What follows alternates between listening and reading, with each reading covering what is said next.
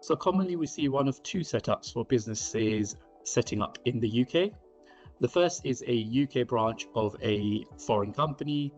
This is registration of an existing overseas company as a UK establishment at Companies House. It is not the creation of a new legal entity. The parent company remains liable for the branch's activities. It is good for a lighter touch presence, but the parent company carries full UK liability exposure and obligations.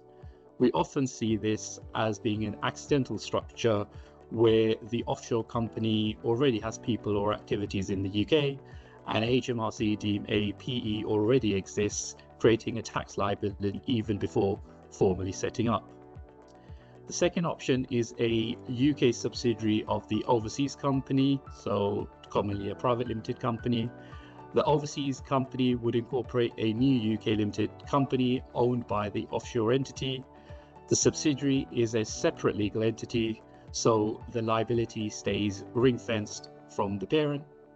The UK company generates its own profits, pays UK corporation tax, currently a headline rate of 25% for most companies, on all profits, and repatriates any profits by way of dividend.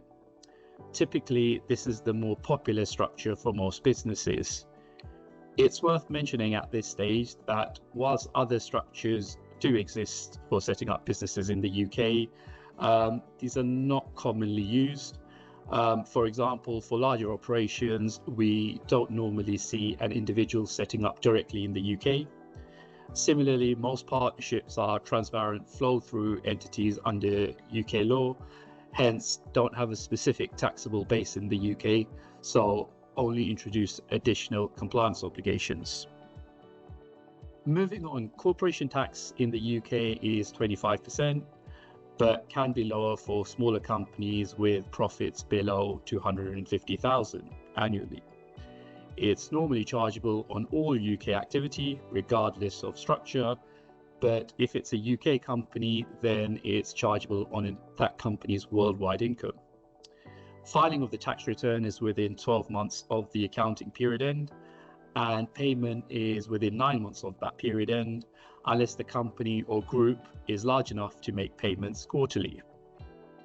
Taxable profits are determined by adjusting the accounting profits. For example, depreciation is normally disallowed in the UK, but specific deductions called capital allowances are available for deduction instead on capital expenditure.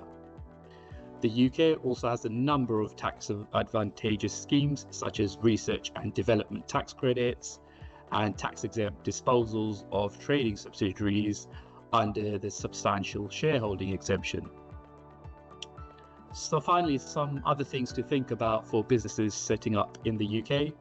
Firstly, transfer pricing.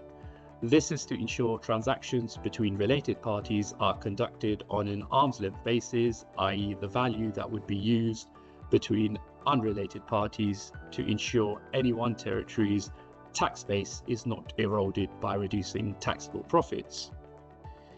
The UK also has controlled foreign company or CFC rules.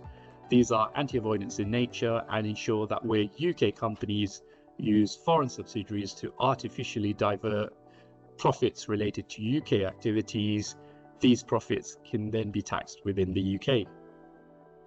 In the UK, withholding tax is typically 20% on interest and royalties, but importantly, there is no withholding tax on dividends, so beneficial for repatriation of profits as discussed earlier.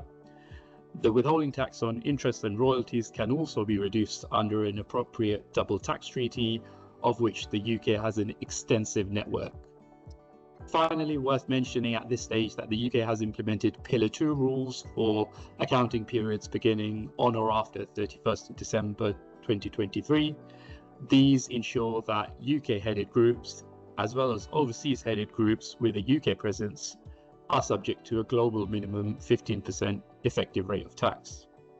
If you would like to discuss setting up a business in the UK, please do get in touch with us.